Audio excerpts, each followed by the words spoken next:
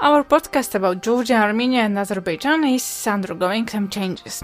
To be honest, I didn't know if it would be an interesting topic for you, but our newsletter community decided it would. So that is why we have this episode. And what are we planning to do with the Caucasus podcast in the nearest future?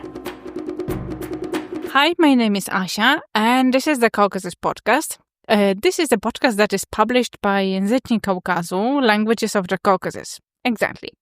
So, from what I know, Caucasus, our company, is the only place in Poland and one of the very few in the world where you can learn all three, Armenian, Georgian and Azerbaijani languages. We also publish books for Georgian, textbooks, and we are preparing first textbooks for Armenian and Azerbaijani as well. And the Caucasus podcast was the idea to talk in general about the Caucasus based on the facts, not opinions, and without stereotypes, at least to the extent that is possible. But that takes time, so we are giving up. Okay, I was joking. Not really, but we are making some changes. So we'll be deliberately avoiding commentary and comments on current political events in the podcast as such for many reasons. We can discuss it privately, over coffee, for example, or some cake. I'm more than sure you won't find any sensational approach like sensation, whoa, what's going on there, etc. in the discussion with me. As a political scientist specializing in the Caucasus, this is my profession, the one that I graduated from university, I will tell you for sure that if you truly want to know and understand what's happening in the Caucasus, in the South Caucasus, in the North Caucasus as well, you need to rely also on local resources and sources, not just the ones that just in English or just in Russian. And that's why I strongly believe that language skills are so important. And this is one of the reasons why I also focused on teaching Georgian. And then I gathered a great team of also teachers of Armenian and Azerbaijani. And we want to make sure that you have all the possible resources and everything that you would need to learn these languages.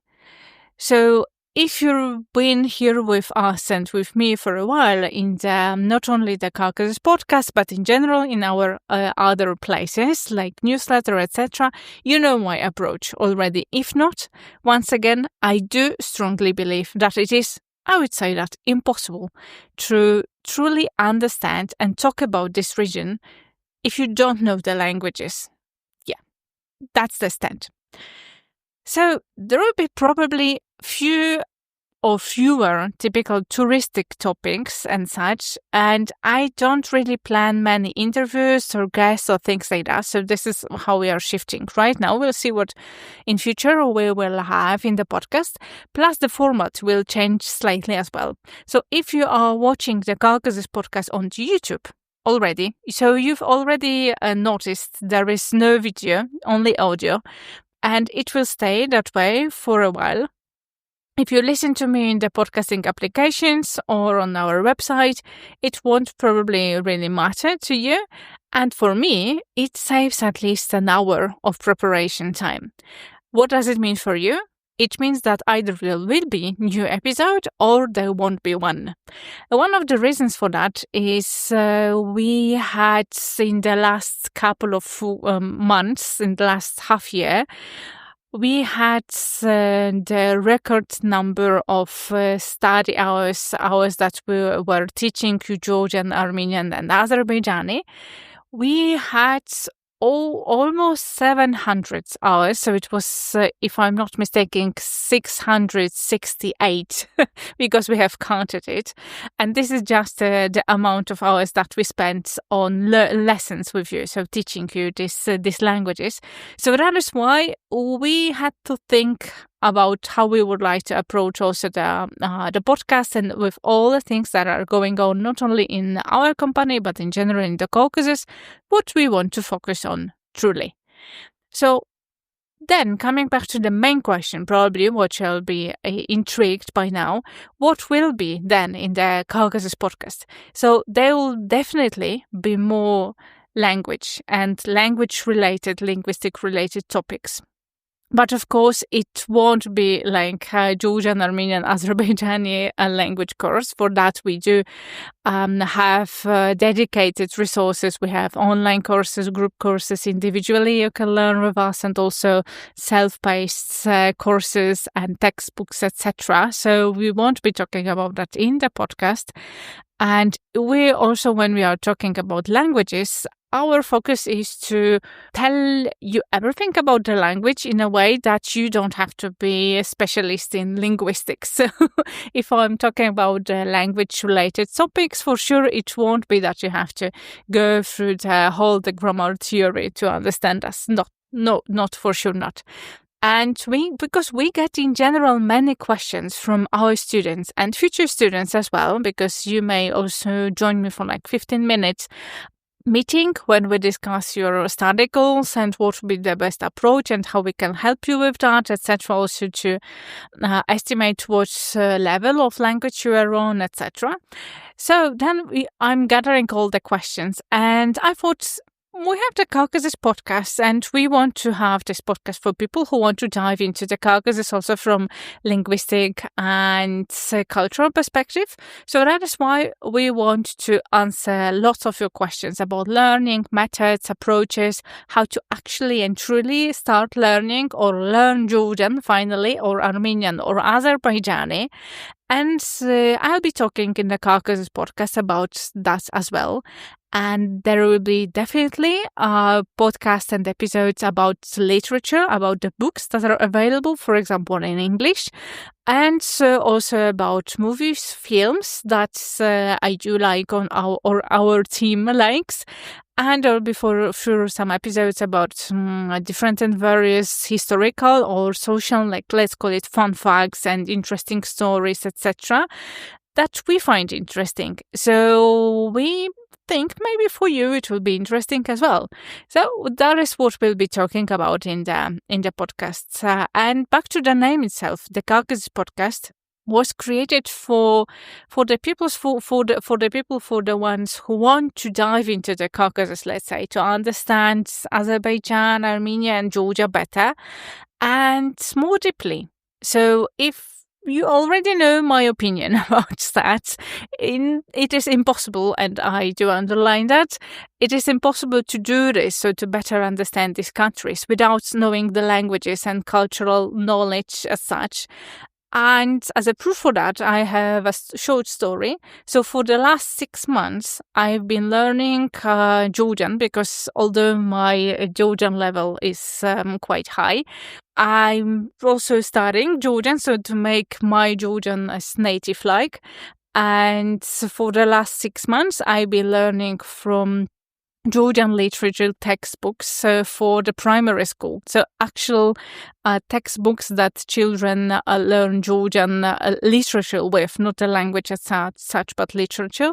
And I can tell you that this is precisely one of the reasons why I decided to do that, to discover the cultural codes, because I noticed that although I have very profound and deep understanding of the grammar, of the words, of the meaning, etc., how the language behaves, but sometimes I'm missing like where is like a citation, quote, etc., from which famous Georgian, etc. So that is why I wanted to dive into and discover the cultural codes that are hidden from the outsiders, for the foreigners, not learning them simply at school.